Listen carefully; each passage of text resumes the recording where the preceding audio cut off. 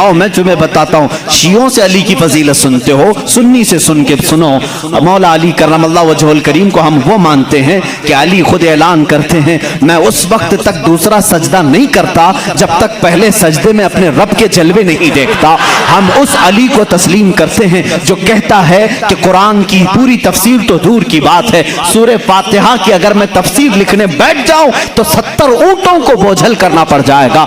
हम उस हैदर कर्रार को तस्लीम करते हैं जो जिब्राइल अमीन आकर उनके बारगाह में सवाल करते हैं, ए अली तुम कहते हो हर चीज का जवाब देते हो, हर चीज तुम्हें मालूम है, बताओ इस वक्त जिब्राइल कहाँ है? कौन पूछ रहा है? जिब्राइल पूछ रहे हैं। मौला अली ऊपर देखते हैं, दाएं बाएं नीचे देखा और मुस्कुरा कर कहा, मैंने देख लिया सब जगह जिब्राइल कहीं नहीं दिखते, और अगर वो कहीं नहीं है तो शायद सवाल करने वाला ही जिब्राइल है। मौला अली करमल्लाहु वजहुल करीम वो सहाबी हैं जिन्होंने जिब्राइल को अपने मजमे में पहचाना। हम सुन्नी इन बातों को तस्लीम करते हैं। और मेरे आका सल्लल्लाहु अलैहि वसल्लम ने बरमला ये ऐलान फरमाया था, मन कुन्तु मौला हो फहादा अलीयुन मौला, मैं जिसका आका हूँ अली उसका आका है। हमने जब नबी को कह दिया सबसे औला व आला हमारा नबी, जहां हम अपने नबी को आका समझते हैं, मेरे नबी के फरमान के मुताबिक मौला को भी हम अली को भी अपना आका समझते हैं। हम सुन्नी अली करमल्लाहु वजहुल करीम की निस्बत ये समझते हैं हमारे सिलसिले उस वक्त तक खत्म नहीं होते जब तक अली की बात ना हो। लेकिन तुम्हारी तरह नहीं खटमलो, हम तुम्हारी तरह से अली की फजीलत नहीं बयान करते जो ये कहते हैं अली रब्बुल अरबाब है, अली खालिक अल्लाह है, मुआज़ अल्लाह रब्बिल आलमीन। हम वो बातें नहीं कहते जो तुम कहते हो कि नबूवत असल अली को मिलने वाली थी, अली सो रहे थे तो जिब्राइल भूल कर मोहम्मद को दे गए। हम वो फजीलत नहीं बयान करते। हम तो कहते हैं मौला अली करमल्लाहु वजहुल करीम को कि इन्हें जो कुछ भी फजीलत मिली है वो रसूलुल्लाह के शरफ से मिली है, मेरे आका की निस्बत से भी मिली है। अली अली इसलिए है कि जब पैदा हुए थे तो रसूलुल्लाह का लुआबे पाक पिया था। अली इसलिए अली हैं, अली की अपनी फजीलत उनकी जाती नहीं है, ये मेरे आका की अता की हुई है। रसूल करीम सल्लल्लाहु तआला अलैहि वसल्लम के लिए हैदर कर्रार उस वक्त खड़े हुए थे जब सारे मक्का वालों ने इनकार किया था, जब पूरे मजमे में हुजूर अकरम सल्लल्लाहु अलैहि वसल्लम ऐलान फरमा रहे थे, है कोई मेरे दीन की तकवीयत के लिए खड़ा होगा? मजमे में बड़े बड़े लोग थे, लेकिन 9 साल की उम्र में अली मुर्तदा खड़े होते हैं, कहते हैं ए मोहम्मद सल्लल्लाहु अलैहि वसल्लम, मैं मानता हूं आप अल्लाह के रसूल हैं। ये पहला मुसलमान था जो पूरे मक्का में बरमला कहता है, ऐ नबी जो तुम आए हो दीन लेकर के वो सच्चा दीन है। मेरे नबी ने ये नहीं कहा 9 साल का बच्चा इतने बड़े दीन की कहां लेकर ये जिम्मेदारी चलेगा, नहीं, मेरे आका ने उसी दिन दुआ के लिए हाथ उठाया, ऐ मौला इस 9 साल बच्चे की टांगों में कुव्वत अता कर दे। उस कुव्वत का आलम ये है, अल्लाह अल्लाह, खैबर की जंग में चलो, हैदर कर्रार की शुजाअत देखो। खैबर की जंग हो रही है, यहूदियों का ऐसा किला जिस पर उन्हें नाज था कि पूरी दुनिया की सुपर पावर मिलकर के भी उनके किले को तोड़ नहीं सकती, मगर मेरे नबी तशरीफ ले गए हैं। किले का मुहासरा हो चुका था, जंग नहीं हो पा रही थी, यहूदी ऊपर से तीर फेंकते थे, सहाबा पीछे हट जाते थे। एक रात मेरे आका सल्लल्लाहु अलैहि वसल्लम सहाबा की इस पसपाई को देख करके ऐलान करते हैं, ए सहाबा आज सो जाओ, आज सो जाओ, कल सुबह होने दो, मैं ये झंडा उसके हाथ में दूंगा जिसको अल्लाह भी पसंद करता है, उसका नबी भी पसंद करता है। सहाबा कहते हैं हुजूर का इतना फरमाना था, नींद किसको आए, नींद किसको आए? मेरे आका के इस फरमान पर सारे सहाबा जागते रहे, पता नहीं सुबह झंडा किसके हाथ में होगा। मजमे में सुबह फजर के बाद सारे जमा थे, हुजूर सल्लल्लाहु अलैहि वसल्लम झंडा लेकर खड़े हैं कि आज का अलम, आज के खैबर का अलम उसके हाथ में दिया जाएगा जो अल्लाह और उसके रसूल को महबूब है। हुजूर ने सब जगह नजरें दौड़ाई, उसके बाद सहाबा कहते हैं मेरा नाम होगा, मेरा नाम होगा। अचानक मेरे आका की जुबान से निकला, अली इब्ने अबी तालिब कहाँ है? उस वक्त वह मजमे में भी नहीं थे, मजमे में भी नहीं थे। कहा या रसूल अल्लाह सल्लल्लाहु अलैहि वसल्लम, कल रात बीमार हो गए, बुखार आया है, आंखें लाल हो गई हैं, आशूबे चश्म, आंखें बहने की बीमारी आती है, आशूबे चश्म आ गया है, आंखें लाल हो गई हैं, आंखें बहुत ज्यादा दुख रही हैं, इसलिए सोए हैं। कहा जाओ उठा लाओ, जाओ उठा लाओ। उठ करके आए, उसी हालत में आए, बुखार ज्यादा बदन है, आंखें तप रही हैं और आंखों से पानी रवा है। मेरे आका सल्लल्लाहु अलैहि वसल्लम ने वो अलम हैदर कर्रार के हाथ में दिया, कहा अली जाओ, आज की फतह अल्लाह ने तुम्हारे नाम लिखी है। किसी सहाबी ने ये नहीं कहा इतनी बड़ी जंग का अलम बीमार के हाथ में दिया, आशूब चश्म के हाथ में दिया, नहीं, सहाबा का ये यकीन था जिसके हाथ में मेरे आका परचम पकड़ाएं पूरी दुनिया उलट पलट हो जाएगी, फतह उसके कदमों में ही होगी। देखा भी सहाबा ने, हजरत अली करमल्लाहु वजहुल करीम उस दिन बीमार थे। अल्लाह अल्लाह, बीमार का हाल जब ये है तो फिर सेहत का हाल क्या होगा। हैदर कर्रार ललकारते हुए खैबर के यहूदियों को पुकार रहे हैं, आ जाओ, जिसकी माँ ने जन्म दिया है वो मेरे सामने आए।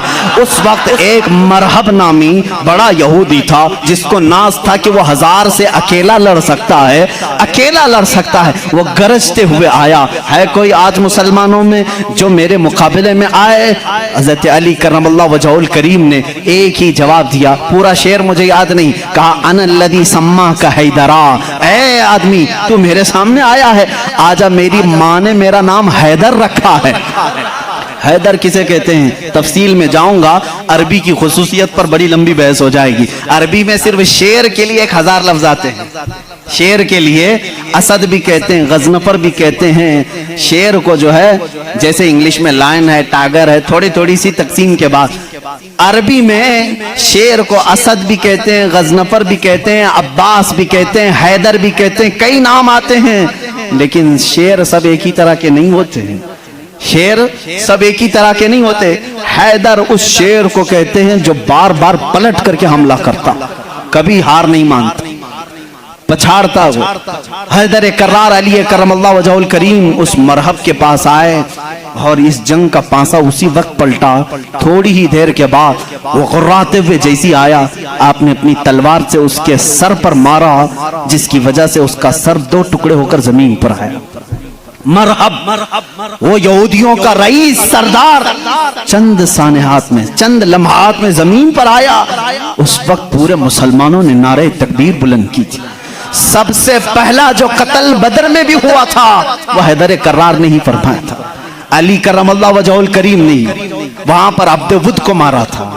और हर जंग में मेरे आका सल्लल्लाहु अलैहि वसल्लम अपना नायब बना करके जिसे भेजते हैं। हम सुन्नी उस फजीलत के कायल हैं, हम उस फजीलत के कायल हैं। मौला अली करमल्लाहु वजहुल करीम के साथ इतना ही नहीं, 9 साल की उम्र में मेरे आका ने जो दुआ दी उनको, उस दुआ का समरा ये है, फतह हो गया खैबर, लेकिन उसका दरवाजा जो था वो इतना भारी था कि 40 सहाबा मिलकर उसे हिला रहे थे, हिल नहीं रहा था। 40 सहाबा, मैं समझता हूं उस वक्त के सहाबी की एक ताकत, एक सहाबी की ताकत आज के 100 बॉडी बिल्डर की ताकत होगी। आज के जो 100 बॉडी बिल्डर, एक कच्चे बॉडी बिल्डर नहीं, जो अच्छे बॉडी बिल्डर हैं, उनकी 100 जवानों की ताकत के बराबर एक सहाबी की ताकत होगी।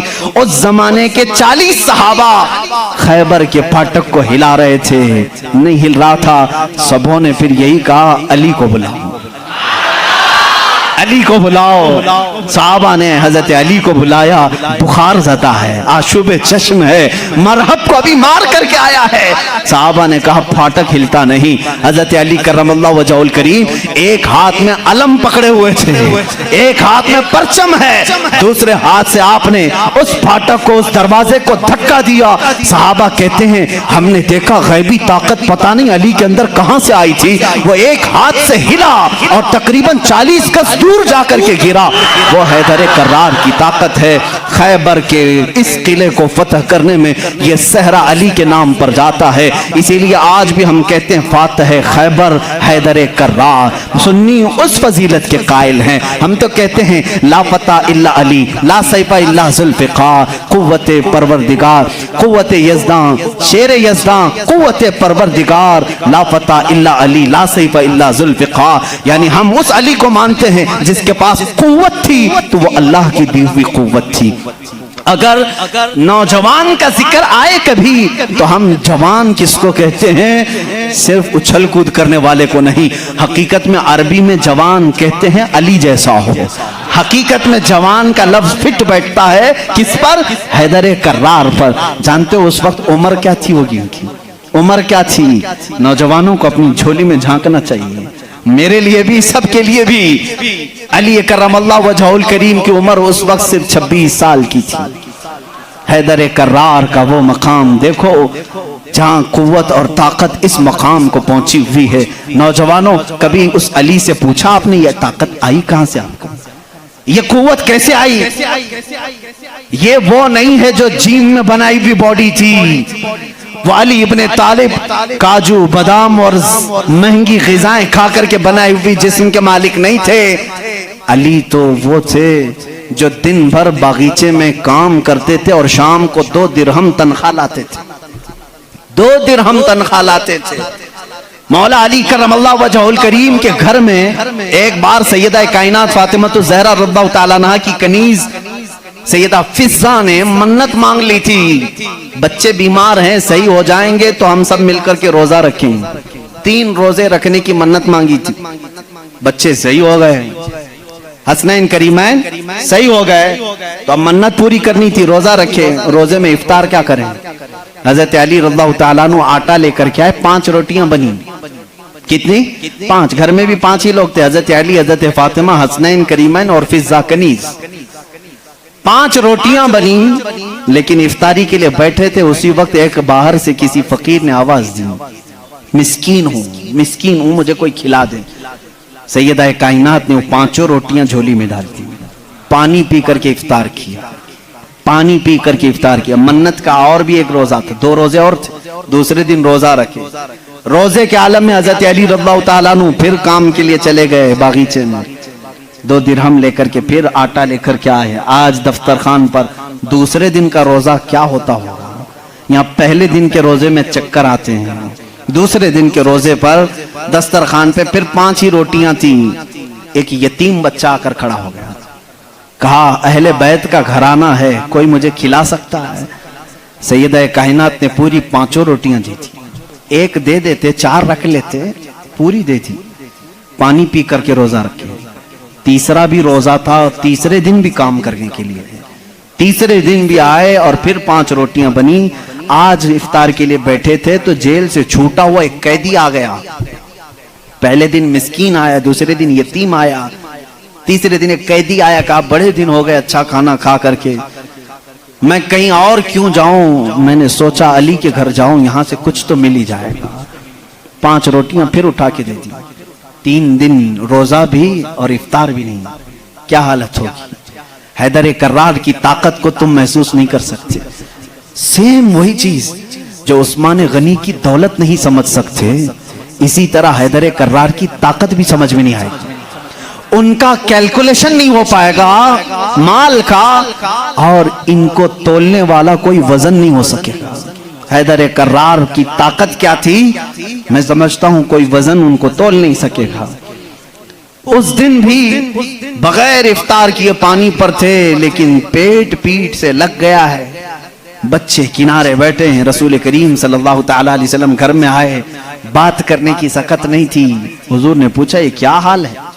حضور اکرم صلی اللہ علیہ وسلم ابھی پوچھ رہے تھے، جبرائیل آیت لے کر آ گئے، یطعمون الطعام علی حبہ مسکینا ویتیما واسیرا۔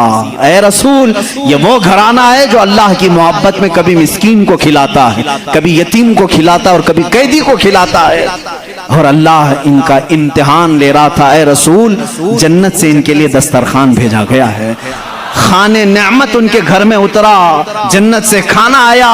کھانا کھانے کے بعد جانتے ہو جبرائیل امین نے بتایا، یا رسول اللہ صلی اللہ علیہ وسلم کہہ دیں مبارک ہو علی، مبارک ہو فاطمہ، وہ مسکین آیا، ایک دن یتیم آیا، ایک دن قیدی آیا، وہ کوئی یتیم، کوئی مسکین، کوئی قیدی نہیں تھا، وہ تو اللہ کے فرشتے تھے جو اہل بیت کا امتحان لے رہے تھے۔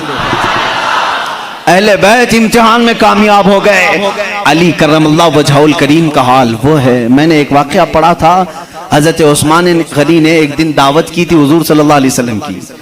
یہ میں نے اپنے عربی احادیث میں نہیں پڑھا، اردو کی کتابوں میں ملتا ہے۔ میں اس روایت کی تصحیح اور تضعیف سے بحث نہیں کرتا، لیکن بات پتے کی ہے۔ حضرت عثمان غنی رضی اللہ تعالیٰ عنہ حضور کو بلایا اپنے گھر صحابہ کے ساتھ کھانے کے لیے، لیکن پیچھے چلتے چلتے حضرت عثمان غنی حضور صلی اللہ علیہ وسلم کے قدم گنتے جا رہے تھے۔ قدم گنتے جا رہے تھے. تو حضور صلی اللہ علیہ وسلم جب گھر کے قریب پہنچے تو پوچھا عثمان میرے گھر تک قدم کیوں گنتے آئے؟ کہا یا رسول اللہ صلی اللہ علیہ وسلم عثمان کی یہ خواہش ہے کہ آج آپ میرے گھر تشریف لائیں, جتنے قدم میرے گھر تک آپ کے پڑے ہر قدم کے بدلے ایک غلام آزاد کروں. اس زمانے میں ایک غلام کو آزاد کرنا, پھر میں بتاؤں, اس زمانے کے 1,00,000 روپے دینے کے برابر ہے. اس زمانے کے 1,00,000 دینے کے برابر ہے. قدم کتنے پڑے ہوں گے اتنے غلام حضرت عثمان غنی نے آزاد کر دیے. حضور کی شان سے ضیافت کی. یہ حضرت علی بھی اس دعوت میں تھے. گھر آئے تو آپ غمگین تھے.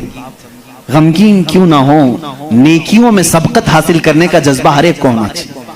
کاش میرے پاس مال ہوتا تو میں بھی ایسی دعوت کرتا. سیدہ کائنات فاطمہ الزہرا نے محسوس کر لیا. پوچھا کیوں غمگین ہے؟ کہا عثمان نے ایسی دعوت کی, حضور کے ہر قدم کے بدلے غلام آزاد کیے.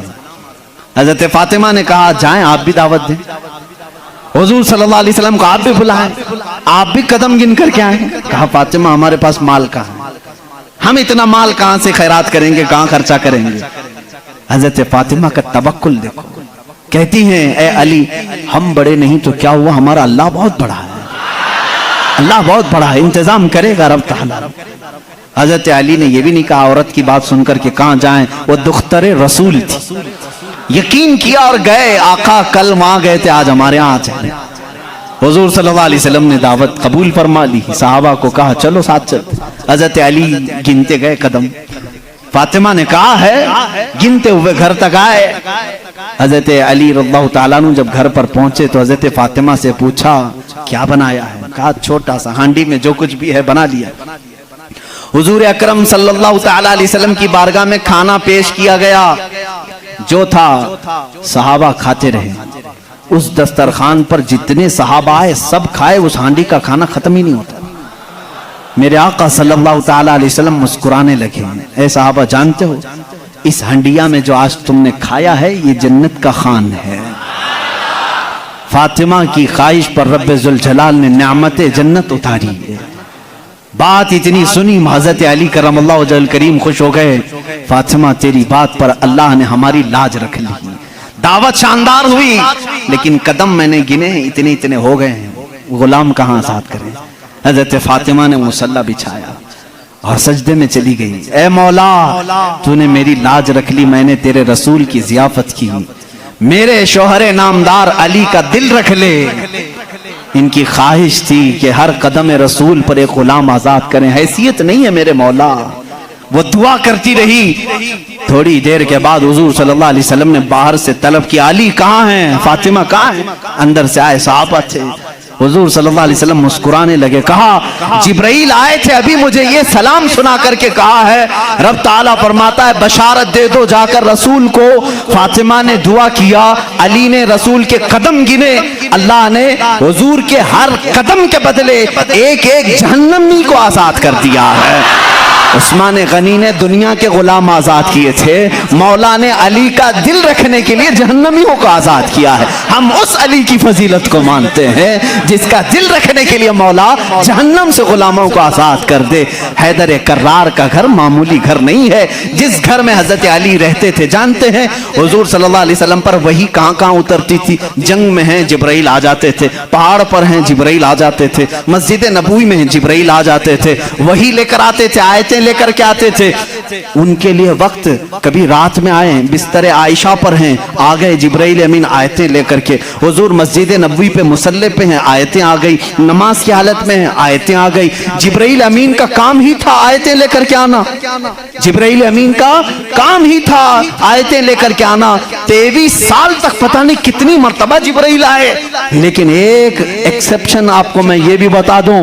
حضور سید الانبیاء صلی اللہ علیہ وسلم جہاں بھی ہیں جبرائیل وقت ہوا اللہ کا حکم ہوا قرآن کی آیتیں لے کر کے آئے. لیکن اس وقت جب رسول کریم صلی اللہ علیہ وسلم فاطمہ کے گھر میں ہوتے, اگر اپنی بیٹی کے گھر میں ہوتے, حیدر کرار کے گھر میں ہوتے, اور اگر آیتیں لانی ہوتی جو جبرائیل جنگوں میں آئے, پہاڑوں پہ آئے, مسجدوں میں آئے, مصلی پہ آئے, فاطمہ کے گھر کی چوکھٹ پر کھڑے ہو جاتے تھے اور اندر سے آواز لگاتے, یا رسول اللہ اپنی دختر سے کہہ دیں, پوچھ لیں جبرائیل کو اگر آنے کی اجازت ہو تو آ جائے, آیتیں لے کر کے آئے. اسی لیے برادر اعلیٰ حضرت فاضل بریلوی امام زمن نے کہا ہے, بے اجازت ان کے گھر میں جبرائیل آتے نہیں, بے اجازت ان کے گھر میں جبرائیل آتے نہیں. قدر والے جانتے ہیں عز و شان اہل بیت. ہم تو جانتے ہیں اہل بیت کسے کہتے ہیں, ہم تو دامان اہل بیت کے لیے تو دعا کرتے ہیں. شیخ سعدی نے ہمیں یہ دعا سکھائی ہے, خدایا بحق بنی فاطمہ کہ بر قول ایمان کنم خاتمہ, اگر دعوتم رد کنی ور قبول منو دست دامان آل رسول. آج بھی معلوم ہے آپ کو ایک دعا حضور تاج الشریعہ رحمت اللہ تعالی علیہ اپنے شہزادے کو لکھوا کر کے گئے, اور وہ دعا آج سب کو دی بھی گئی ہے, نہیں دی گئی ہے تو جماعت رضا مصطفیٰ کے جو متحرک اراکین دھارواڑ میں بھی تھے, انہوں نے پمفلٹ بانٹ کر کے سب کو شائع کیا. سنی کون ہوتے ہیں وہ سنو پہلے. ہمیں تم تانا دیتے ہو کہ اہل بیت سے محبت نہیں کرتے, آؤ ہمارے گھر کی چوکھٹ پر آج بھی لکھا ہوا ہے, لی خمسۃ اطفی بہا حر الوباء الحاتمہ, لی خمسۃ اطفی بہا حر الوباء الحاتمہ, المصطفیٰ والمرتضی وابناہما والفاطمہ. یہ عربی کا شعر ہے جس کا ترجمہ میں بتاتا ہوں. کرونا وائرس پھیلا ہے, کرونا وائرس پھیلا ہے, لوگ پریشان ہیں, لیکن بریلی کی سرزمین سے جو وظیفہ دیا جا رہا ہے, یہ وظیفہ کہ چوکھٹوں پر لگا لو اے سنی مسلمانوں, لی خمسۃ اطفی بہا حر الوباء الحاتمہ, میرے پاس 5 طاقتیں ہیں. اس شعر کا مطلب کیا ہے, میرے پاس 5 طاقتیں ہیں جن طاقتوں سے میں ہر دنیا کی بری گرمی اور وبا کو دور کروں گا, ہر برائی کو میں دور کروں گا. وہ 5 طاقتیں کیا ہیں, المصطفیٰ والمرتضی وابناہما والفاطمہ. ایک نبی کریم کی ذات ہے, دوسرے حیدر کرار کی ذات ہے, تیسرے اور چوتھے ان کے شہزادوں کی ذات ہے, اور 5ویں نمبر پر فاطمہ کی ذات ہے. ہم ہیں جو پنجتین پاک کو مانتے بھی ہیں, ہاں یہ جو چاہتے ہیں ویسی محبت ہم نہیں کر پائیں گے. تم اگر کہو گے کالی پٹیاں باندھنا پڑے گا, کالے کپڑے پہننا پڑے گا, زنجیر مارنا پڑے گا, تلوار سے کوٹنا پڑے گا, ماتھا پیٹنا پڑے گا, ہم ایسی محبت نہیں. ہم سر عام غم حسین کا نیلام نہیں کرتے, ہم زندہ جاوید کا ماتم نہیں کرتے. ارے ماتم وہ کرے جو حسین کو مردہ سمجھے. ہم تو قرآن کی آیتوں سے حسین کو اپنے مجمع میں زندہ سمجھتے ہیں, ہم زندہ سمجھتے ہیں. ہم علی کے گھرانے سے جو محبت کرتے ہیں اس پر ذرا برابر بھی کوئی تانا نہ مارے. اور ایک بات یاد رکھیں اے سنیو, کبھی کوئی تمہیں تانا مارے تو سرٹیفکیٹ دینے والا یہ ہوتا کون ہے؟ ہمیں اہل بیت کی محبت کی سرٹیفکیٹ ان سے کیا چاہیے جن کے خد و خال صحیح نہیں, جن کے اعمال صحیح نہیں. ارے یہ وہ لوگ آج ہم سے پوچھ رہے ہیں حسین کی محبت میں تم جلوس کیوں نہیں نکالتے, محرم کے پنجے کیوں نہیں اٹھاتے. تم ہم سے محبت پوچھو گے, تم اپنی آخرت کی فکر کرو. تمہیں پیشاب کرنے کا سلیقہ نہیں معلوم, تم اہل بیت کی محبت کی سند ہم سے پوچھ رہے ہو. ہم اہل بیت کی محبت کرتے ہیں لیکن تماشا نہیں کرتے. ہم صرف محبت اس لیے کرتے ہیں کہ قیامت کے دن ہم کو سرٹیفکیٹ تم سے نہیں شہید کربلا سے چاہیے, حسین سے چاہیے, علی کے گھرانے سے چاہیے. چلو دیکھیں گے قیامت کے دن حسین اعظم کے ساتھ وہ کھڑے ہوں گے کہ ہم کھڑے ہوں گے. ہمارا یقین ہے ہم نے مشن حسین کو ختم نہیں کیا ہے, حیدر کرار کی زندگی کو ختم نہیں کیا ہے, اس نسبت کو لے کر کے آج تک چل رہے ہیں. قادری سلسلے میں بیعت ہونے والے جاؤ اپنا شجرہ پڑھ کر کے دیکھ لو, رسول تک اسی وقت پہنچتے ہو جب حیدر کرار کا نام لیتے ہو. سہروردی سلسلے میں بیعت ہونے والوں جاؤ اتنا شجرہ پڑھ کر کے دیکھو, تمہارا سلسلہ حیدر کرار سے ہو کر کے ہی حضور تک پہنچتا ہے. اور جتنے سلاسل ہیں, سلسلہ اشرفیہ میں بیعت ہونے والوں, سلسلہ برکاتیہ میں بیعت ہونے والوں, سلسلہ نظامیہ میں بیعت ہونے والوں, ہم सुन्नियों का कोई सिलसिला मदीने तक उस वक्त नहीं पहुंचता जब तक बाबुल इल्म अली से होकर नहीं पहुंचता। इसलिए कि मेरे आका ने फरमाया भी है, अना मदीनतुल इल्मी व अलीयुन बाबुहा, मैं इल्म का शहर हूं और अली उसका।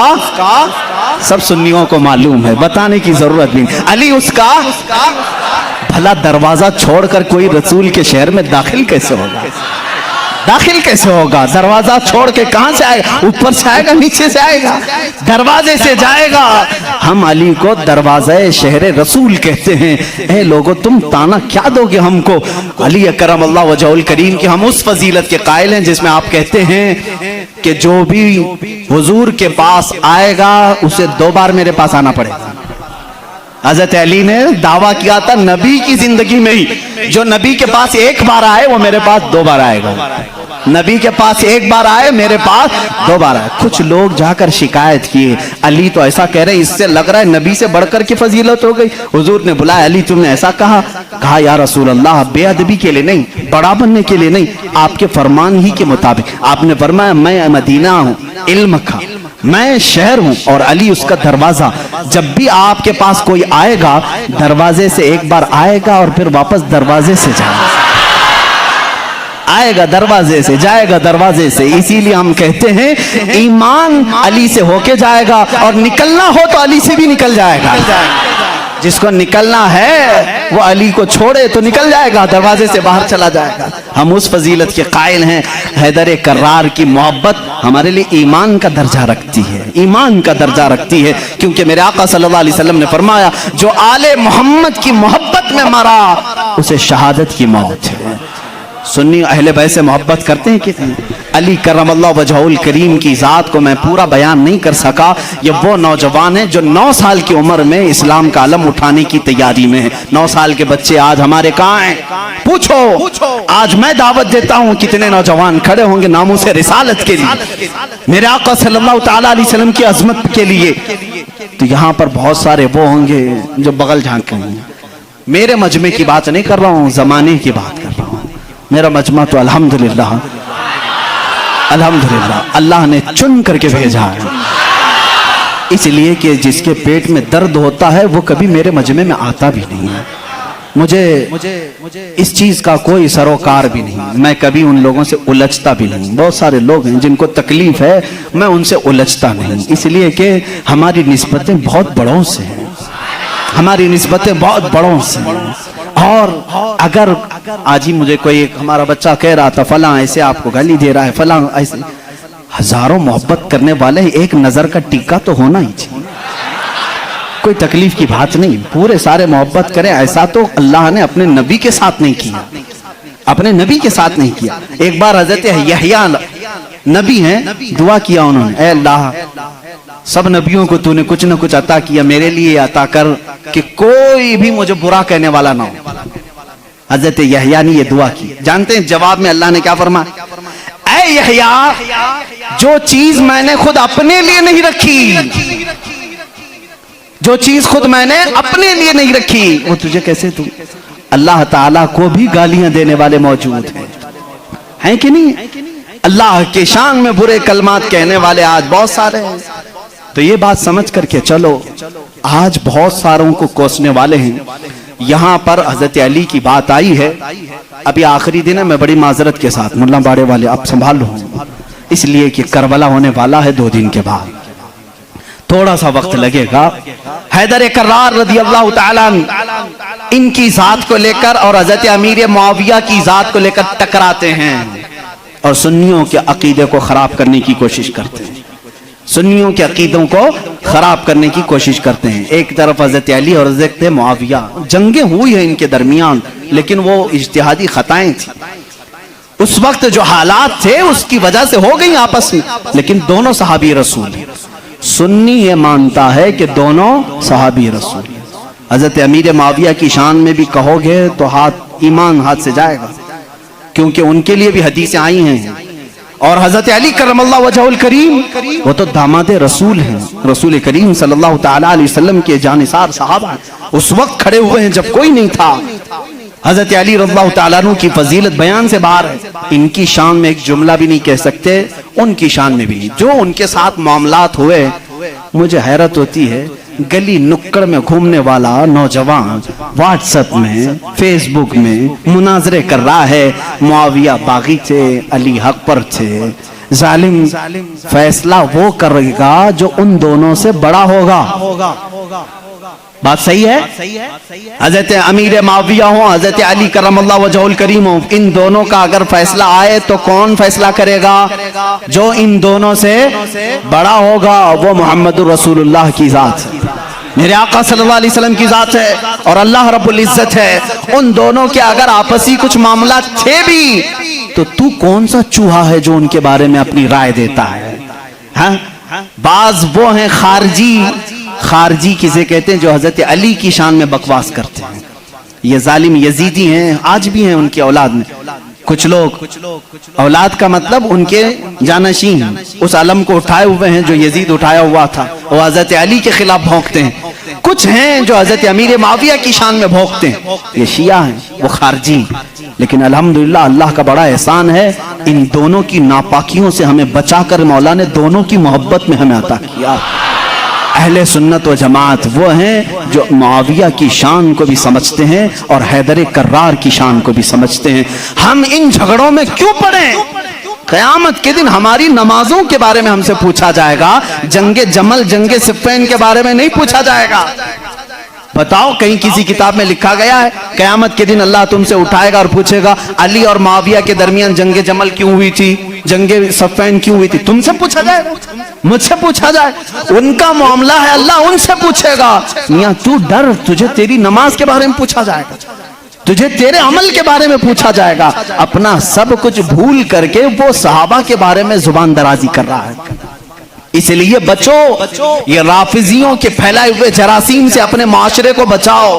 نوجوانوں کو بھی میں تلقین کرتا ہوں, جب ایسی بحثیں آئیں تو وہاں سے اٹھ جانا, اس لیے کہ شیطان تمہیں غارت کرنے جا رہا ہے, تمہیں برباد کرنے جا رہا ہے. ایسے جھوٹے اور جعلی پیر بھی آئے ہیں جو اہل بیت کی محبت کا راگ الاپتے ہیں, لیکن ان کے اندر علی کی محبت اتنی نہیں, بلکہ معاویہ کی دشمنی کوٹ کوٹ کے بری.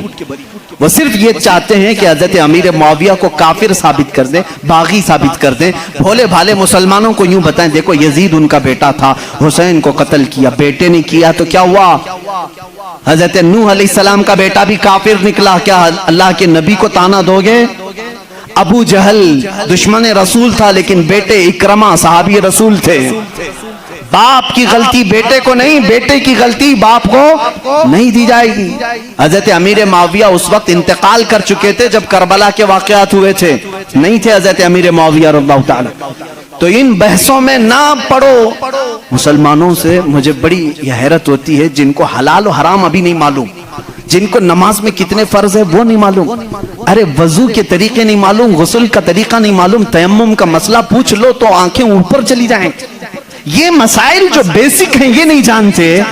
معاویہ کی شان میں بکواس, علی کی شان میں بکواس, اور جنگ جمل کیوں ہوئی تھی, جنگ صفین کیوں ہوئی تھی, یہ بحث چھیڑ کے بیٹھے. آج ان تمام بحثوں سے اپنے آپ کو دور کر لو. کچھ لوگ وہ ہیں جو ابھی سیدنا ابو بکر صدیق اور سیدہ فاطمہ الزہرا کے درمیان جو معاملات ہوئے اس کو لے کر کے پڑے ہوئے ہیں. یہاں پر بھی میں یہی کہوں گا, اے سنی مسلمانوں, ان اختلافی بحثوں سے اپنے آپ کو دور کر لو. سیدنا ابو بکر صدیق, یہ مسئلہ میں اب چھیڑوں گا نہیں اپنے اس مجمع میں. حضرت فاطمہ الزہرا رضی اللہ تعالیٰ عنہ کے درمیان کیا ہوا تھا, کیوں شک میں ڈالتے ہو 1400 سال بعد آنے والوں. حضرت فاطمہ رسول کریم صلی اللہ علیہ وسلم کا باغیچہ لینے گئی تھی جب حضرت ابو بکر خلیفہ تھے, جو باغ فدق تھا. حضرت ابو بکر صدیق نے یہ کہا, میں نے حضور سے یہ حدیث سنی ہے کہ نبی کی وراثت نہیں بٹتی, کسی بھی نبی کی وراثت نہیں بٹتی, جو نبی چھوڑ جاتے ہیں وہ پوری امت کے لیے صدقہ ہے. انہوں نے جو حدیث سنی وہ بیان کر. حضرت فاطمہ رضی اللہ تعالیٰ عنہ واپس آ گئی, ایک باغیچے کو لے کر کے دونوں کے درمیان بات. شیعہ آپ جب بیان کرتے ہیں سننا مت, میں اجازت نہیں دوں گا ان کی تقاریر سننے کی, کیونکہ بھولے مسلمان کبھی بھی بہک جاتے. لیکن جو میں سنا ہوں رو رو کر کے بیان کرتے ہیں لوگوں کے درمیان، فاطمہ زہرا صدیق اکبر کے پاس گئی، ان کے چہرے پر تماچے مارے ہیں، ان کی چادر کھینچ لی، سارے قریش کی عورتوں نے انہیں پتھر مارے، وہ روتی ہوئی گھر میں آئی اور اسی غم میں انتقال کر گئی۔ ان کو شہیدہ کہتے ہیں کہ ان کو قتل کیا گیا۔ یہ جھوٹے قصے گڑھ کر کے مسلمانوں کو تباہ کرنا چاہتے ہیں۔ اے نادانو، تمہیں کیا معلوم صدیق اکبر رسول کریم صلی اللہ علیہ وسلم کے گھر والوں سے کتنی محبت کرتے تھے، کتنا ادب کرتے تھے۔ زندگی بھر اپنی خلافت پہ جب تک تھے، وہ باغ کی جو بھی انکم ہوتی تھی وہ سب اہل بیت پہ خرچہ کرتے تھے، اہل بیت پہ خرچہ کرتے تھے، لیکن جو اصول تھا رسول کریم کی حدیث کا وہ انہوں نے سنایا۔ اب یہاں ایک عقیدہ بھی سنا دوں میں آپ کو، عقیدہ بھی۔ صدیق اکبر حضور صلی اللہ علیہ وسلم کا وہ باغیچہ دے دیتے ہیں۔ حضور کی وفات کے بعد حضور کے بیٹے بیٹیوں میں وارثوں میں کون تھا؟ صرف حضرت فاطمہ تھی۔ تو انہوں نے آیت قرآن کی پڑھی کہ باپ کی وراثت بیٹی کو ملتی ہے، تو وہ پوچھنے کے لیے گئی تھی، لیکن جب حضرت ابو بکر نے بتا دیا نبی کی وراثت نہیں بڑھتی، عام لوگوں کی وراثت بڑھتی، نبی کی وراثت نہیں بڑھتی، حضرت فاطمہ واپس آ گئی۔ معاملہ اتنا ہی ہے، ہم سنی اتنا ہی کہتے ہیں، یہ بھونکتے ہیں۔ صدیق اکبر کی شان میں غلیظ الفاظ کہتے ہیں۔ میں تمہیں بتاؤں، حضرت ابو بکر نے ایک اس کے ساتھ عقیدہ بھی دیا، میں مر جاؤں، میں اگر مر جاؤں، اگر 1000 روپے چھوڑا ہوں، میرے بچے ہیں تو اس میں ڈیوائیڈ ہو جائے، بیٹے کو اتنا، بیٹیوں کو اتنا۔ آپ میں سے کوئی فوت ہو جائے، آپ کی اولاد کو بانٹا جائے گا کہ نہیں بانٹا؟ لیکن مجھے بتاؤ، میں زندہ ہوں ابھی، اور میری وراثت اگر میرے اولاد میں بانٹنے کے لیے آ جاؤ گے تو اس کو وراثت نہیں کہتے، اس کو کیا کہتے ہیں؟ وراثت نہیں کہتے۔ شریعت کہتی ہے وراثت موت کے بعد ہی ہوگی۔ شریعت کیا کہتی ہے؟ وراثت وفات کے بعد ہی ہوگی۔ صدیق اکبر نے یہ ہمیں عقیدہ دیا ہے، وراثت اس کی بٹے جو فوت ہو چکا۔ ہم تو رسول اللہ کو قبر میں زندہ تسلیم کرتے ہیں، وہ باحیات ہیں، اپنی برزخی زندگی میں ان کی وراثت نہیں بانٹی جائے گی۔ اور یہی سے شریعت ہمیں یہ بھی عقیدہ دیتی ہے، ہم کوئی بھی ہو، ہمارے انتقال کے بعد ہماری بیویوں کو اختیار ہے عدت گزارنے کے بعد دوسرے سے نکاح کر سکتی ہیں۔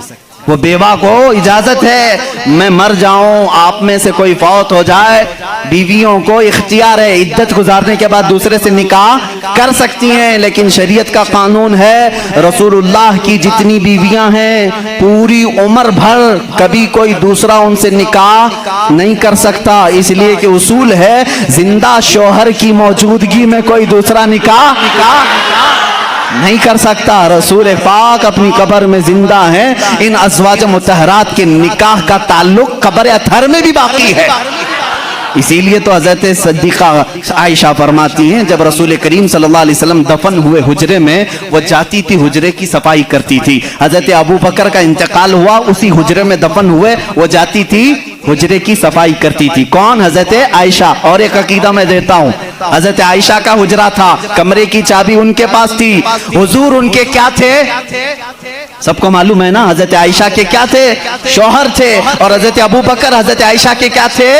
باپ تھے۔ اب تیسرے نمبر پر حضرت عمر آئے، قبر میں دفن کیے، اس کے بعد حضرت عائشہ نے وہ چابی دوسروں کے حوالے کر دی، پھر اندر حجرے میں نہیں جاتی تھی، خود نہیں جاتی تھی کچرا جھاڑنا صفائی کرنے کے لیے۔ پوچھا گیا کیوں نہیں جاتی آپ؟ اتنے سالوں تک جاتی تھی۔ کہتی ہیں میرے شوہر رسول کریم صلی اللہ علیہ وسلم تھے، میرے باپ ابو بکر صدیق تھے، دونوں میرے لیے محرم تھے، میں ان کے سامنے جا سکتی تھی۔ جب سے حضرت عمر دفن ہیں، ایک غیر محرم کے سامنے جانا ہمارے لیے اجازت نہیں۔ کوئی ان سے پوچھے عمر تو قبر میں ہے، عائشہ جواب دیں گی قبر میں ہوا تو کیا ہوا، ان کی زندگی بھی زندوں کی طرح ہے۔ انہوں نے یہ عقیدہ دیا ہے، عائشہ صدیقہ عمر کو جب زندہ سمجھ کر کے حجرے میں نہیں جاتی ہے تو رسول اللہ کی زندگی کا حال کیا ہوگا؟ تو زندہ ہے واللہ، تو زندہ ہے واللہ، میری چشم عالم سے چھپ جانے والے حضرت عثمان اور حضرت علی کی بات آج تھی، میں کمپلیٹ کر دوں۔ مولا عثمان، مولا حیدر کرار کی دونوں کی شہادت ہوئی ہے۔ حضرت عثمان غنی کی شہادت قرآن کی تلاوت کے وقت ہوئی، اور حیدر کرار کی شہادت رمضان کے مہینے میں فجر کی نماز کو چاہتے ہوئے مسجد میں شہادت ہوئی۔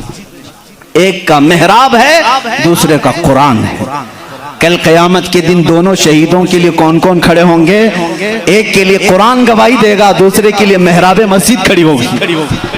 اللہ اللہ ان کی یہ شان ہے. حیدر کرار کی زندگی کہاں سے شروع ہوئی کہاں ختم ہوئی دیکھا آپ نے؟ روایات یہ بتاتی ہیں حضرت علی کی ولادت خانہ کعبہ کے اندر ہوئی. ان روایات میں اگرچہ اختلاف ہے لیکن حضرت علی کرم اللہ وجہہ الکریم کی ولادت اللہ کے گھر میں ہوئی. اور آپ جب پیدا ہوئے ان کی ماں فاطمہ بنت اسد کہتی ہیں حضرت علی دودھ نہیں پی رہے تھے. پیدا ہونے کے بعد دودھ نہیں پی رہے تھے, آنکھ بھی نہیں کھول رہے تھے. لوگوں کو ایسا لگا معذور بچہ تو نہیں آ گیا, بیمار بچہ تو نہیں آ, پیتا بھی نہیں, آنکھ بھی نہیں کھولتا. یہ بات حضور صلی اللہ علیہ وسلم کو پہنچائی گئی. ابھی اعلان نبوت نہیں فرمایا تھا میرے آقا نے. حضور اکرم صلی اللہ علیہ وسلم آئے, ان کی ماں کی گود سے خود لے لیا. حضور صلی اللہ علیہ وسلم نے اپنے گود میں لیا. اللہ کے نبی صلی اللہ علیہ وسلم نے اپنا منہ سے دہن مبارک سے لعاب نکال کر حضرت علی کے منہ میں رکھا. انگلی کو انہوں نے چوسنا شروع کر دی. جو ماں کے سینے سے دودھ نہیں پی رہے تھے وہ انگشت رسول پینے لگ گئے. اس دن حضور نے کیا پلایا ہوگا وہ تو حیدر کرار ہی جانا. اسی لیے تو باب العلم کہا گیا ہے. اسی لیے تو علی کہتے ہیں میں سورہ فاتحہ کی تفسیر لکھوں تو 70 اونٹ بوجھل ہوں گے. یہ برکت آئی تھی وہ رسول پاک کی انگلی سے, اور چوسا تو پہلی غذا پیٹ میں گئی ہے رسول پاک کی انگلی سے. اور اسی وقت تھوڑی دیر کے بعد آپ نے آنکھیں کھولی. سب سے پہلی زندگی میں اگر کسی کو آپ نے دیکھا تو چہرے رسول کا دیکھا. چہرے رسول, اس کی فضیلت ہم کیا بیان کریں. جو کعبے میں پیدا ہوا, پہلی غذا حضور کی انگشت مبارک چوسا, اور اس کے بعد دیکھا بھی زندگی میں تو پہلے چہرے رسول دیکھا. ابتدا جس نے زندگی کی یہاں سے کی ہے اس کے مقام کو کون پہچان سکتا ہے, کون جان سکتا ہے. اسی لیے میرے عزیزو, جب زندگی کا خاتمہ ہونا ہے, خاتمہ ہونا ہے, رمضان کا مہینہ ہے, روزوں کے دن ہیں, اور فجر کے وقت حضرت علی کرم اللہ وجہہ الکریم مسجد میں آ چکے ہیں. مسجد میں آ چکے ہیں. ظاہر سی بات ہے فجر کا وقت ہوا ہوگا تو روزہ بھی ہوں گے, روزہ بھی ہوں گے, نماز کا وقت ہوگا. اسی وقت ایک عبد الرحمن ابن ملجم نام کا خارجی کتا آپ کے پیٹھ کے پیچھے سے وار کیا, اور زخم اتنا گہرا ہو گیا کہ حضرت علی کرم اللہ وجہہ الکریم کے سینے کے باہر سے وہ خنجر باہر آیا. کچھ بھی آپ کو پلایا جاتا تو زخموں کے راستے سے باہر نکل جاتا تھا. اتنی خطرناک قسم کا خنجر اس نے مارا, اور مسلح پر آپ گر پڑے تھے. حضرت علی کرم اللہ وجہہ الکریم کی زندگی یہاں سے شروع ہوئی. اے مسلمانوں سوچو, جس کی ابتدا خانہ کعبہ سے ہوئی اور اختتام محراب مسجد میں ہوئی, اس علی کی نمازوں کا حال کیا ہوگا. اسی لیے تو یہ بات آئی کہ جس کی زندگی کعبے سے شروع ہوئی اور محراب مسجد میں ختم ہوئی. توجہ چاہتا ہوں, جس کی زندگی کعبے سے شروع ہوئی محراب مسجد میں ختم ہوئی. اسی لیے مولا بھی یہ نہیں چاہتا تھا کہ اس حیدر کرار کی کبھی نماز قضا ہو. ایک بار رسول پاک صلی اللہ علیہ وسلم ان کے زانوں پر سر رکھ کر سو رہے تھے. عصر کی نماز آپ نے نہیں پڑھی تھی, سورج ڈوب گیا تھا. جب میرے آقا بیدار ہوئے, رونے لگے. علی, زندگی میں پہلی ہے نماز جو قضا ہوئی, مولا کیسے قضا ہونے دے. میرے آقا صلی اللہ علیہ وسلم کو حکم ہوا آپ چاہیں تو پلٹائیں. میرے آقا نے اشارہ کیا, اے سورج پلٹ جا, کسی اور کے لیے نہیں, صرف علی کی عصر کی نماز کے لیے, صرف علی کی عصر کی نماز کے لیے. وہ بھی عصر جو سب سے اعلیٰ خطر کی ہے. اعلیٰ حضرت نے فرمایا ہے انہیں جان واپس لوٹا دی صدیق اکبر کو, اور انہیں نماز واپس لوٹا دی. حضور اکرم صلی اللہ علیہ وسلم نے لوٹایا. حضرت علی کرم اللہ وجہہ الکریم نے اپنی نماز مکمل کی. سورج اپنے معمول کے مطابق واپس پھر غروب ہوا. پوچھو اس آج سورج سے, آج تک ہے کسی نے تجھے غروب ہونے کے بعد لوٹا دیا ہو, لوٹایا ہو؟ تاریخ ہمیں بتا دیں کبھی اس سورج کو کسی نے پلٹایا ہو؟ نہیں میرے عزیزو. نمرود نے ابراہیم علیہ السلام کے ساتھ مناظرہ کیا تھا. ابراہیم علیہ السلام نے اس وقت اس کو یہ بات کہی تھی, میں تو اس خدا کو مانتا ہوں جو سورج کو مشرق سے نکالتا ہے مغرب میں ڈباتا ہے. اے نمرود, تیرے پاس سب سے بڑی طاقت ہو تو ذرا سورج کو پیچھے سے لوٹا کے دکھا, مغرب سے, پچھم سے, ویسٹ سے نکال کر کے دکھا. نمرود نہیں کر سکا. آج کے زمانے کے نمرود کو بھی میں کہتا ہوں امریکہ لوٹا کے دکھا, رشیا لوٹا کے دکھا, یورپ لوٹا کے دکھا. میزائل بہت بنائے, پیٹروٹ میزائل, پتہ نہیں پوری دنیا کو تباہ کرنے کے آلے تمہارے پاس ہیں, لوٹا کے دکھاؤ. نہیں لوٹا کے دکھاؤ گے, لوٹائیں گی وہ انگلیاں جو ٹوٹی چٹائی پر بیٹھتی ہیں. لوح محفوظ کا مطالعہ کرتی ہیں. میرے آقا صلی اللہ تعالیٰ علیہ وسلم کی وہ انگشت شہادت سورج کی طرف ہونی تھی کہ سورج آ گیا. بعض محدثین نے فرمایا ہے سورج روزانہ جو نکلتا ہے وہ آب و تاب کے ساتھ نکلتا ہے. مشرق میں جب نکلتا ہے آب و تاب کے ساتھ نکلتا ہے. اعلیٰ حضرت کا ایک شعر بھی ہے, اس کی ترجمانی آپ کرتے ہیں. فرماتے ہیں اس دن سورج جو ہے ہڑبڑاتے ہوئے باہر آیا تھا, یعنی ڈر کے باہر آیا تھا, اس لیے کہ آج خلاف معمول پہلی مرتبہ ادھر سے نکالا گیا ہے, ادھر سے نکالا, اور بے ٹائم کی. یہ ساری فضیلت میرے آقا کی ہے ضرور. انگشت مبارک اٹھی اور سورج پلٹ آیا ضرور, لیکن کبھی یہ نہیں دیکھا کہ لوٹایا کس کے لیے گیا تھا, کس کے لیے؟ اسی علی کرم اللہ وجہہ الکریم کے لیے.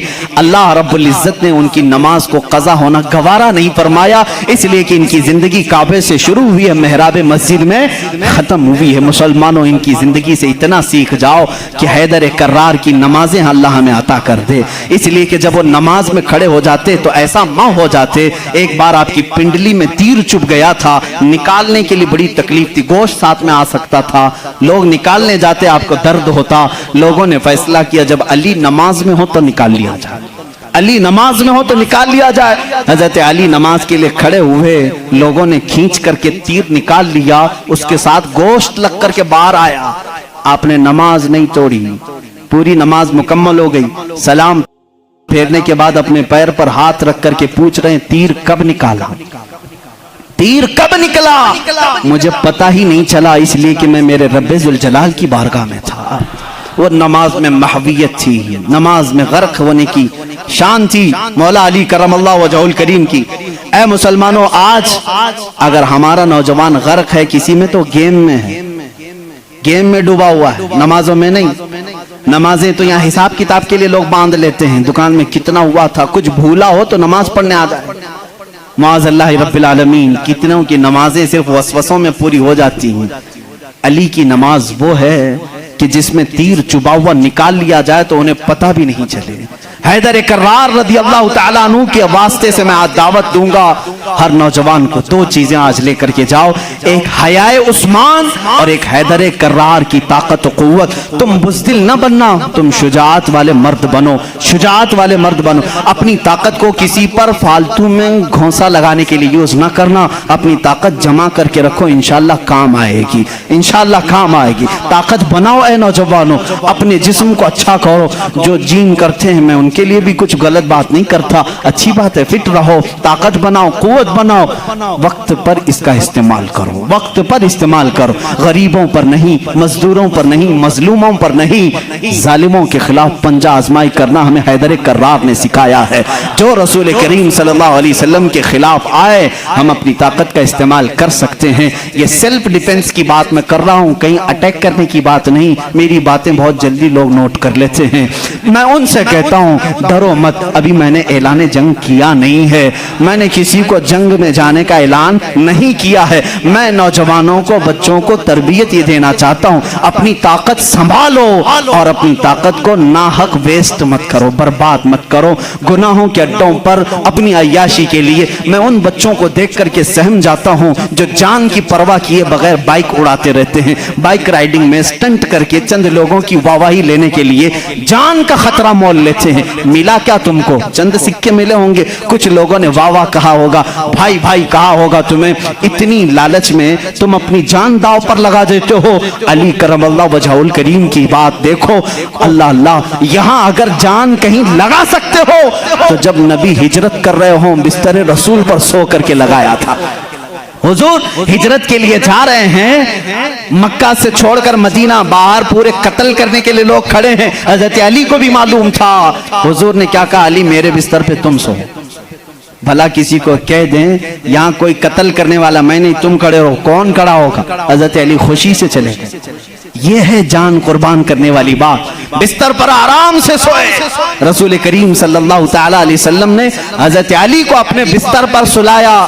کفار آئے لیکن قتل نہیں کر سکے. حضرت علی کہتے ہیں اس رات مجھے بہت اچھی نیند آئی تھی. اس لیے آئی کہ میرے نبی نے کہا تھا صبح اٹھ کر کے میرے پاس کچھ امانتیں ہیں وہ دے کر کے تم بھی مدینے آنا. جب زبان رسول سے یہ بات نکلی ہے تو مجال ہے کوئی میری جان لے سکے. یہ علی کا توکل تھا, یقین تھا. وہ بستر پر سوئے. میں ایک شیعہ کی یہ بات سن رہا تھا, وہ ظالم اس بات کو دلیل بنا کر کے کہہ رہا ہے رسول کے بعد اگر کوئی خلیفہ بن سکتا تھا تو صرف علی ہیں, باقی کوئی کسی کا حق نہیں تھا. وہ دلیل میں کیا کہہ رہا ہے, جب نبی ہجرت کے لیے جا رہے تھے, توجہ, سب کو واہ واہ واہ واہ واہ واہ کرنے کی عادت رہتی ہے ان شیعوں کو. اتنی بات اس نے دکھایا کہ جب جا رہے تھے اپنے بستر پر کس کو سلایا؟ سب جانتے ہیں, سنی بھی مانتے ہیں, سب مانتے ہیں. اپنے بستر پر وہ پاگل بیوقوف کہہ رہا ہے جو نبی اپنے بستر پر کسی اور کو پسند نہیں کرتے, جو نبی اپنے بستر پر کسی اور کو پسند نہیں کرتے وہ علی کو سلا رہے ہیں. اس بات کی علامت ہے کہ نبی کے بعد ان کی خلافت بھی علی کو ہی ہونا چاہیے. میں کہتا ہوں اتنا ہی کیوں سناتا ہے, آگے کا کیوں نہیں سناتا؟ علی کو ایک رات کے لیے بستر پہ سلایا لیکن 9 دن کے سفر کے لیے اپنے ساتھ کس کو لیا تھا؟ مدینے تک سفر کے لیے کس کو ساتھ لیا تھا؟ ابو بکر صدیق کو. ہم ایسی اونچی دلیلیں نہیں مانتے اور نہ جانا چاہتے ہیں. یہ تو اللہ کی منشا تھی جو ترتیب خلافت ہے. ابو بکر صدیق آئے, عمر فاروق آئے, عثمان غنی آئے, حیدر کرار آئے, ارے سبوں نے اچھی خلافت کی. آج تمہارے پیٹ میں درد کیا ہے؟ ان کو پہلے, ان کو پہلے. تمہارے سوچنے سے اب وہ خلافت بدلے گی نہیں, جو ہو گئی ہو گئی. اس سے کسی کا نقصان ہوا اسلام میں؟ چاروں خلفاء نے اپنا حق ادا کیا ہے. آج سلام کرو ان کی تربتوں پر, آج ان کی باتوں کو یاد کرو. اسلام تیری نبض نہ ڈوبے گی حشر تک, تیری رگوں میں رواں خون ہے چار یار کا. حیدر کرار کی تربت پر لاکھوں سلام. جنہوں نے ان کو قتل کیا ان پر لاکھوں لعنتیں ہوں. جنہوں نے حضرت عثمان غنی کو شہید کیا ان پر لاکھوں لعنتیں ہوں. سنیوں کا عقیدہ یہ ہے, ہم اہل بیت کی جتنی تعظیم کرتے ہیں اتنی ہی خلفائے راشدین کی بھی تعظیم کرتے ہیں. ہمارے لیے ایک آنکھ صدیق اکبر ہے تو دوسری آنکھ عمر ابن خطاب ہے. ایک آنکھ اگر ہم عثمان ابن عفان کو مانتے ہیں, دوسری آنکھ حیدر کرار کو مانتے ہیں. ہم کسی میں اس طرح کے اونچ نیچ کے معاملات نہیں کرتے. حیدر کرار علی کرم اللہ وجہہ الکریم کو ہم یہاں تک مانتے ہیں اللہ نے ان کو وہ فضیلت دی جو بیان کے لیے وہ محتاج نہیں ہے, نہ ہی کسی ذاکر کے, نہ ہی کسی ممبر کے محتاج ہیں. اس لیے کہ مولا نے انہیں کہاں پہنچایا؟ اللہ اللہ, ایک نسبت نہیں, 2 نسبت نہیں, 3 نسبت نہیں, ہزاروں نسبتیں ان کی ایک ذات میں جمع ہیں. دیکھو اگر آج مجھے امت مصطفیٰ ہونے پر فخر ہے, میں نبی کا امتی ہوں. علی اگر فخر کرنے پر آ جائے, علی اگر فخر کرنے پر آ جائے, وہ کیا کیا کہہ سکتے ہیں؟ اے لوگوں, جب حضور ہجرت کر کے مدینے میں آئے تھے لوگوں کو بھائی بھائی بنا رہے تھے, ایک انصار کو ایک مہاجر کو سب کے ہاتھ پکڑ کر کے بھائی بھائی بنا رہے تھے. آخر میں حضرت علی بچ گئے. مدینے میں انصار صحابہ ختم ہو گئے, کوئی ان کا بھائی بچا نہیں. حضرت علی رونے لگے, میرا کوئی بھائی بچا نہیں. میرے آقا صلی اللہ علیہ وسلم نے فرمایا علی گھبراتا کیوں ہے؟ تو دنیا میں بھی میرا بھائی ہے اور آخرت میں بھی میرا بھائی ہے. جس کو رسول اللہ کا بھائی ہونے کا شرف حاصل ہے وہ یہ کہہ سکتا ہے رشتے میں بھی بھائی ہوں, نبی کی زبان پر بھی بھائی ہوں. اور اللہ کے نبی نے اپنی سب سے زیادہ پیاری بیٹی جو جنتی خواتین کی سردار ہے وہ علی کے نکاح میں دے دیا. اور اتنا ہی نہیں, میرے آقا نے جن کو فرما دیا الحسن والحسین سیدہ شباب اہل الجنہ, حسن اور حسین تمام جنتی جوانوں کے سردار ہیں.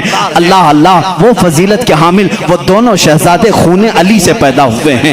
اور رسول کریم کے داماد ہونے کا شرف, بھائی ہونے کا شرف, فاطمہ زہرا کے شوہر ہونے کا شرف, حسنین کریمین کے باپ ہونے کا شرف. اتنا ہی نہیں, سلسلہ قادریہ کے بانی ہونے کا شرف, سلسلہ سہروردیہ کے بانی ہونے کا شرف, سلسلہ چشتیہ کے بانی ہونے کا شرف, بلکہ کل جہاں میں ولایت اگر تقسیم ہوئی ہے تو حیدر کرار کے قدموں سے تقسیم ہوئی ہے. وہیں سے غوث بھی ہیں, وہیں سے خواجہ بھی ہیں, وہیں سے حیدر کرار کی ذات سے ہی ہر قطب ہے, ہر نجبہ میں سے, شرفا میں سے, قطبہ میں سے, اوتاد میں سے, سارے اولیاء کی صفت علی کے بعد یہ ہے. یہ سنی فضیلت بیان کرتے ہیں. سنی علی کی فضیلت جب بیان کرتے ہیں تو یہی کہتے ہیں ہم بعد میں ہیں, علی کا مقام پہلے ہے. ہم ساری چیزوں سے علی کرم اللہ وجہہ الکریم کو افضل و اعلیٰ مانتے ہیں. آخری جملہ یہ ہے, جہاں سب کی فضیلتیں پہنچتی ہیں وہاں سے فضیلت علی شروع ہوتی ہے, لیکن ساتھ ہی ہم دیگر خلفاء کی بھی فضیلت کو تسلیم کرتے ہیں. اے مسلمانوں, دعا کرو اللہ کی بارگاہ میں, مولا جب تک تو زندہ رکھے، ہم میں سے ان چاروں خلفائے راشدین کی محبت میں جیتے مرنے کی توفیق عطا کر دے۔ اے کریم خدا، ان میں سے کسی کی ہم سے گستاخی نہ ہونے پائے، کسی کی توہین نہ ہونے پائے، کسی کی بے حرمتی نہ ہونے پائے۔ اے مولا کریم، جو ان کا مخالف ہو اس کی زبانوں کو تو کھینچ لے، اے مولا ان پر تو لعنت فرما۔ جو رسول کے جانثاروں کا دشمن ہو مولا تو اسے دنیا میں بھی اور آخرت میں رسوا اٹھا۔ اے مولا، ہم دنیا میں ان کا وسیلہ لیتے ہیں، قیامت کے دن بھی اس مجمع میں ہمارا حشر فرما جس مجمع میں صدیق ہوں، فاروق ہوں، عثمان ہوں، حیدر کرار ہوں، رضوان اللہ علیہم اجمعین، اس لیے کہ ہم رسول اللہ کے، جنت رسول اللہ کی۔ وآخر دعوانا الحمدللہ۔